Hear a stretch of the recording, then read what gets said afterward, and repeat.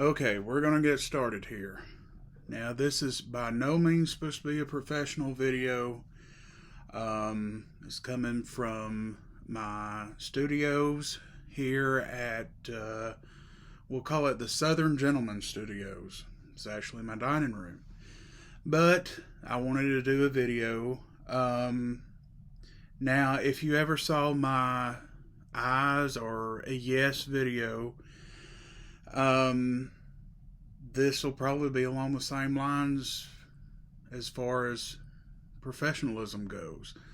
I can't edit videos. Hadn't found anyone willing to give me lessons on it. So I'm not even gonna review this before I post it. And by the way, I've never even seen my Eyes video. I can't stand to hear myself talk. So anyway, I want to give a shout out to Jenny, who is at home sick right now. I hope this brings a little smile to you and makes you feel a little better. For right now, I'm going to call this video, and you'll have to forgive me. I'm sweating a little bit. I got home. It was 180 degrees in this house. With it being November, I foolishly thought that I could turn the air off and expect the house to be a decent temperature when I got home, but we live in Alabama, so you never know. So for this first video of what I'm going to call Southern Story Time, we're going to discuss the Alabama White Thang.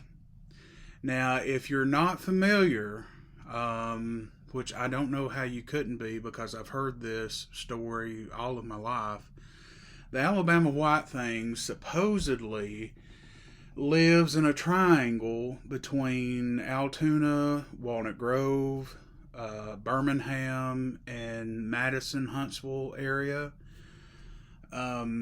Like I said, I've heard about it all my life, jokingly. But anyway, the first source I used for my official information behind the story is a book called Alabama Lore, and it's actually pretty interesting. I like to think of myself as an Alabama historian, at least for this part of Alabama. But it's called Alabama Lore by Will Elric, and it's a pretty cool book, and it's not that expensive, and I suggest you get it if you like quirky little stories from Alabama. There's the cover of it. I'm just going to start out by reading you how the story starts out. Now, this is a quote from someone interviewed for the book. It says, "When I was little, my neighbor, who was this little old lady, told me and my cousin about the creature that roams around when it's midnight. She said 20 years ago, two men who were hunting heard the screaming of either a woman or the loud crying of a baby." Now, I'm going to pause right here. If you can't tell the difference between a grown woman screaming and a baby crying, then there's a problem. But anyway, let's go on. Which is how this creature is supposed to sound. After being scared by the sounds, the men saw the Alabama White Thang, and when it noticed them, it took off after them running. The two hunters were scared and dropped their guns when they began to flee. Now, I have a problem with that. If I'm out in the woods and something comes towards me and I've got a gun, well, I'm gonna hang on to it. Matter of fact, being a fat man like I am, I don't know if I'm going to try to run, because more than likely, statistically saying, that thing's going to outrun me. So I'm just going to go haul off and unload as much lead into it as I can. But anyway, they were unable to lose the beast, and in desperation climbed a tree to escape. I guess if you could climb a tree, maybe you thought you could outrun it. But anyway, when the creature had them treed, it continued to circle around the tree until the man threw down a raccoon they had shot earlier in the night. Now, okay.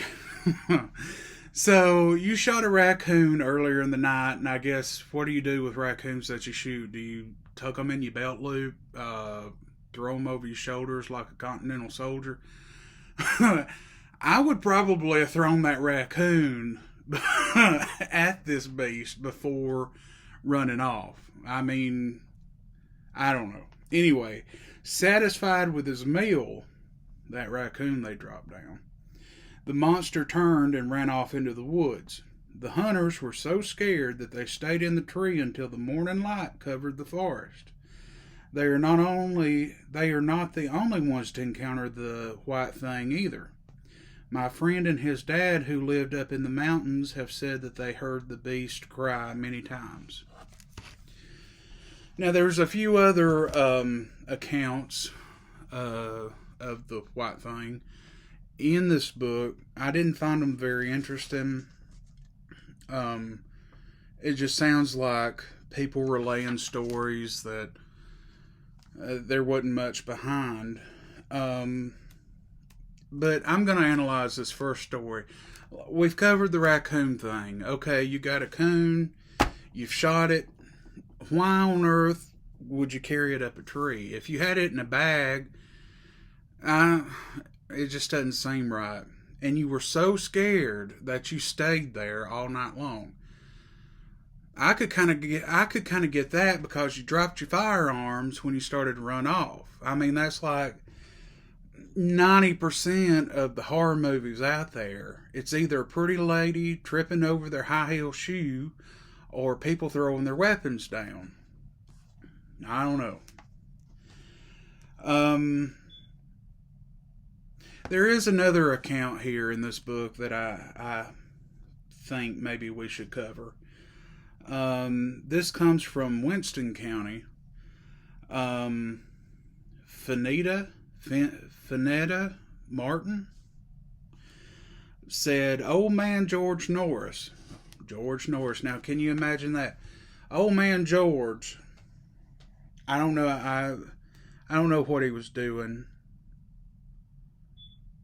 Anyway, old man George Norris had an encounter with this thing. I mean, I can imagine them at the supper table, and things get a little heated. You hear some noise outside, and you look over at your wife. "Hey, yo, Myrtle, you hear that outside? Get my gun." I mean, anyway, I guess I should read the account before I add to the story behind it. It says, Miss Martin, or Mr. Martin, I'm not sure. Old man George Norris seen it over there in Enon Graveyard. And he said it looked like a lion. You know, bushy, betwixt a dog and a lion. It was white and slick with long hair. It had a slick tail, down to the end of the tail, a big old bush of hair. It goes on to say that Finetta, bless her heart, shared some more on the website. She also says Nathan Thomas said he had been to Florida and he was coming back home, had been down there to see his brother. He caught a bus from Jasper to Nauvoo. He was walking out from Nauvoo and they lived down in Kaiser Bottoms. He was coming across a creek and up the hill just before you start down to Kaiser Bottoms to their house. I guess this was before Uber. Or maybe his mama didn't have a car to pick him up. He looked back and saw the White Thang. No, I'm sorry. He was coming across the creek and up the hill just before you start down to Kaiser Bottoms to their house. And he heard something boom, boom, boom behind him. He looked back, and the white thing was coming after him, just a laying down. He said he broke and ran and made it to a hickory tree and climbed it. Now, I'll tell you what, if I was in that situation, I wouldn't have taken time to figure out what kind of tree I was scaling. He sat there until betwixt 1 and 2 o'clock in the morning. That thing laid down by the tree and gnawed it. The moon was shining real bright, and sometime in the morning,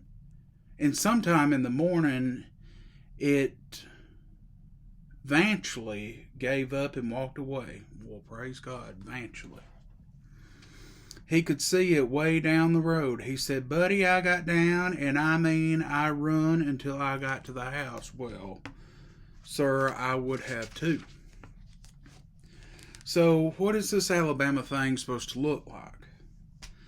Here are some of the descriptions listed in this story, or this chapter in Alabama lore. And I really hate, there's only about 4 pages in this book about it. And I've seen so many things on the internet about it. I do think Mr. Will Elric could have done a little more research and included more in the book. But anyway, here are some of the descriptors. They are bright white to light gray in color. They move exceedingly fast for their size. Kudos for that.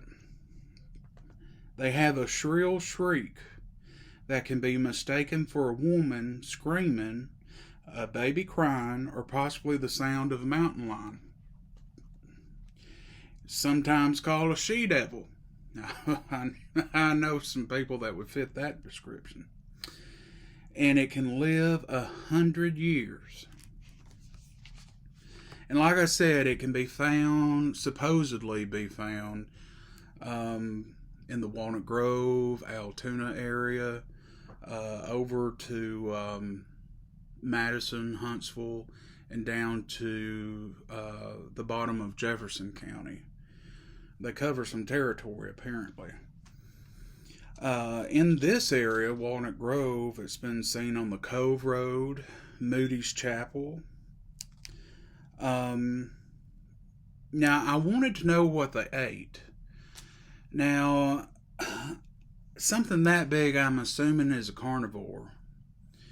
Now, a lot of people complain about coyotes getting at livestock, family pets, but maybe it's the white thing. There was a story about this woman who was in her house, and she heard they had like a barrel outside to collect their rainwater. I guess West Etowah County Water Authority didn't run out that far. But they were collecting rainwater, and she was sitting in her living room. I guess if they were having to collect rainwater, she wasn't watching Wheel of Fortune. Maybe she was knitting, reading Poor Richard's Almanac. I don't know. But anyway, she heard something gulping at their rainwater barrel. And she went outside and she saw it standing there. But she said at first she smelt it. Now, if you're going by smell, I would have been tricked many a times. But that's another story for another day. But she said she could hear it gulping the rainwater. Now, it sounds like a very rude creature. Because I'm here to tell you, if I hear you gulping, be it Red Bull, water, sweet tea, more than likely I hadn't fantasized about your death, but I have been calculating in my head if I could come up with enough money for you a one-way Amtrak or American Airlines ticket out of my area. I just can't take that. Just like smacking too. If I had have smacked as a child, my mama would have slapped the food out of my mouth. But anyway, so that's really all the noteworthy stories in these 4 pages, and they give some mock-ups of how this thing's supposed to look here. I guess that's him in the middle, since he's white, supposed to be an albino Bigfoot. Now, like I said, I have heard about this story ever since I was a kid. Alabama White Thang. Don't go down the Cove Road from here to Boaz at night. You might run into it. Now, I had an encounter. Well, I didn't see it. I heard something. Now, I wasn't on the Cove Road. I wasn't going to get a chili dog from Dairy Queen up on Sand Mountain and going by way of Cove Road. I was actually here at Aunt Margaret's house. I was probably 13 at the time. But it was like 2, 3 o'clock in the morning, and she was already in bed. And I had went to the bathroom and was coming back to the den where I usually slept, in the floor. Of course, there were beds, but I've always slept on the floor. I would prefer to sleep on a concrete floor than anything. But I was coming back through and I heard this yell. Now, I've heard the yell of a wildcat. Some call them panthers, painters, mountain lion, cougar. But I've heard the call of our wildcats, and this was very different. It was, I laughed earlier about them saying woman screaming or a baby crying, but this was very different. And it came from behind the house in the pastures. Now, a lot of times at night I hear coyotes going through. I've heard the call of a wildcat, but this was very different, and it came from the pasture behind the house, and it really chilled my blood. Now, I guess you could label me as a fraidy cat. I like to think more of me being cautious, but there was something different about this call. Now, I know you're probably laughing, and I've laughed it off myself since then, but it was very different. And now, I'm not saying the white thing exists. I mean, I'm pretty much very based in science. I mean, if we haven't found it by now, I mean, let's be real. This is a rural area. Why hadn't a truckload of Bubbas from the football game on Friday night with guns and beer ablazing found such as this, shot it, because most of them shoot before they even realize what they got? Why hasn't something come up? I don't know. As far as I don't know. I mean, I just think there would have been some evidence. I did watch several YouTube videos on investigations, and most of the time, the investigations were run by people you wouldn't want at your Thanksgiving table, especially if you ran out of napkins. You would imagine if these people were at your table, you'd just be so frustrated and be like, yeah, Cleotis, I ran out of napkins. Just turn around and wipe your mouth and blow your nose on my curtains. It'll be all right, you know. No, we don't have any Bush Light left. Maybe some. There's a little wild turkey and wild Irish rose. Will that get you through to dessert? I mean, I really hate to put anybody down, but the videos I watched were not really credible at all. I did watch a video. It was very interesting. Credible, I don't know. It was, I believe it was by what is called the Alabama Bigfoot Society, a no-kill organization. I just wanted to put that out there so we can all rest tonight when you know this Bigfoot hunting organization is out there, you can rest assured that it's no kill. So if they come across the Bigfoot or the Alabama White Thang or the skunk ape or the Alabama Yeti, which is my nickname, whatever they come across, they're not going to kill it. So it'll still be out there. Now, as far as evidence, I'm sure they'll forget a camera or something, but we don't have to worry. Bigfoot, as far as they're concerned, will still be alive for generations to enjoy. I watched a few of their videos. There was a sweet lady named Dorothy. She looked like she was the wife of the organizer. She had her stuff together. Her cornbread was done in the middle. Matter of fact, I think she probably ran the household, which is a good thing. Let me just look at my notes. I don't want to miss anything on this. But anyway, yeah, the videos I found, I don't even want to include them in the comments for you to look up, because that's definitely not something I based anything on. I mean, I'm probably sure some of them served bush lights out of the baptismal font after they done the video at their local independent FMC church. It was some of them were really out there weird. It's not like you were really dealing with the top brass.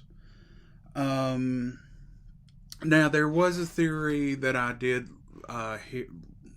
get into or read about, that it could have possibly been this wrecked circus train that came through the area.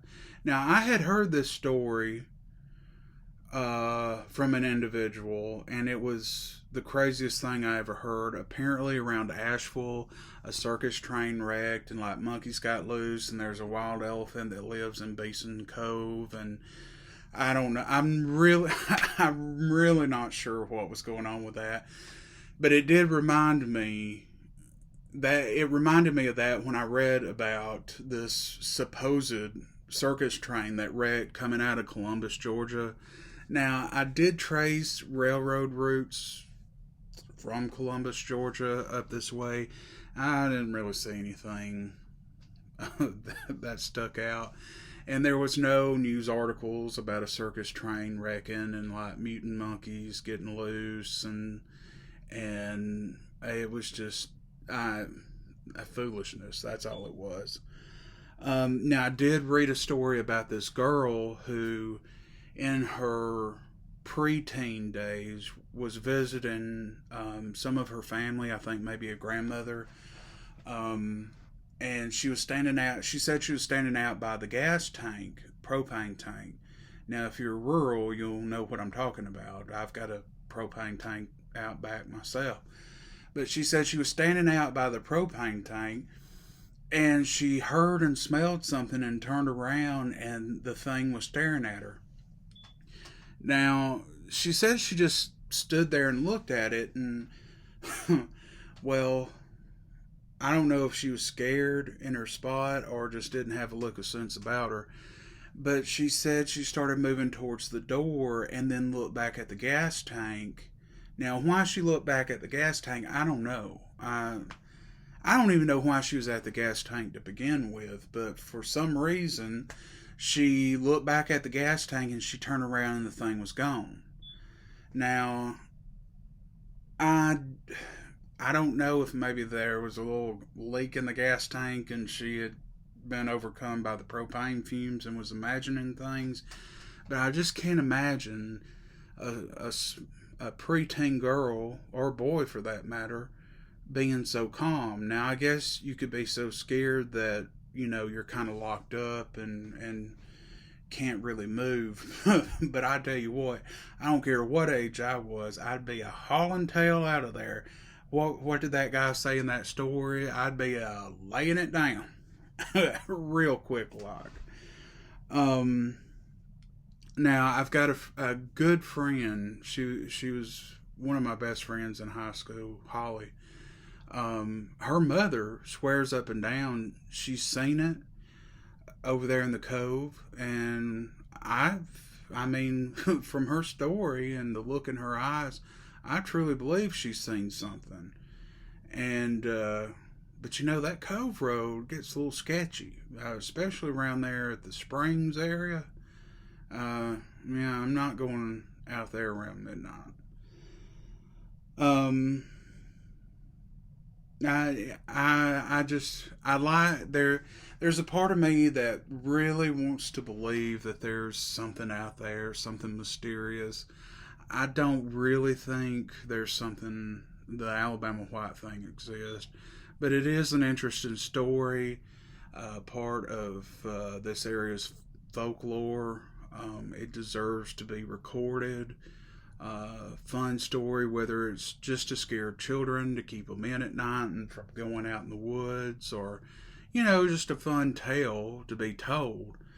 But I do, I did want to talk about it. Just because people say it exists, that doesn't matter. I mean, just because you're sitting in a garage saying you're a Buick don't mean you're a Buick. You're just sitting in a garage saying you are. But like I said, I did hear something. Now it was probably Wildcat, even though it was different from what I've heard before. It, it was probably Wildcat. My grandmother was sitting up in bed reading. She let it get dark on her before letting the blinds down to her bedroom, and a wildcat screamed right at her window, and that she was so upset about that. She said that thing screamed, and I just knew it was looking at me sitting in bed. And I can imagine it is unnerving. Anyway, that's about all I have on the Alabama White Thing. I do encourage you to get that Alabama lore book. It's pretty good. I do want to give a shout out to Miss Patti Labelle. I tried one of her sweet potato pies from Walmart, and I'm telling you, it's primo. Now, I know what she's been doing since she cut that Lady Marmalade album. She's been in there perfecting her sweet potato pie recipe.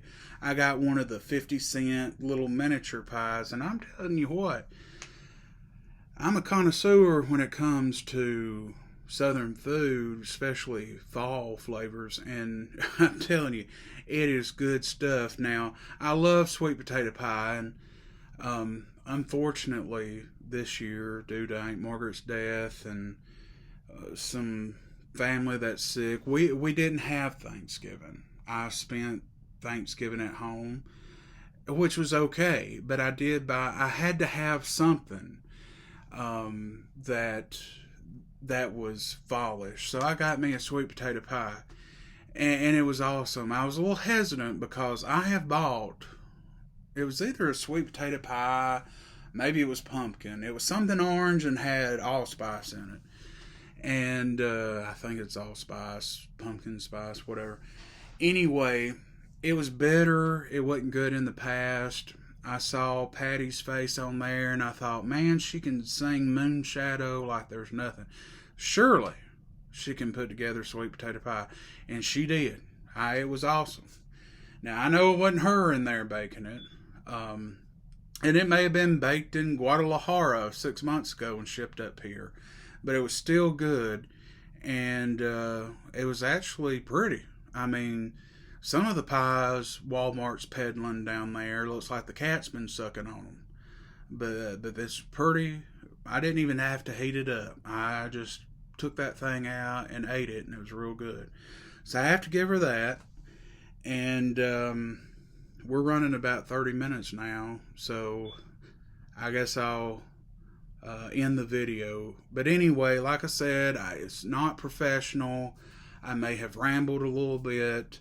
I hope to work on this and get better at this and do better research and really turn it into something, maybe a weekly post.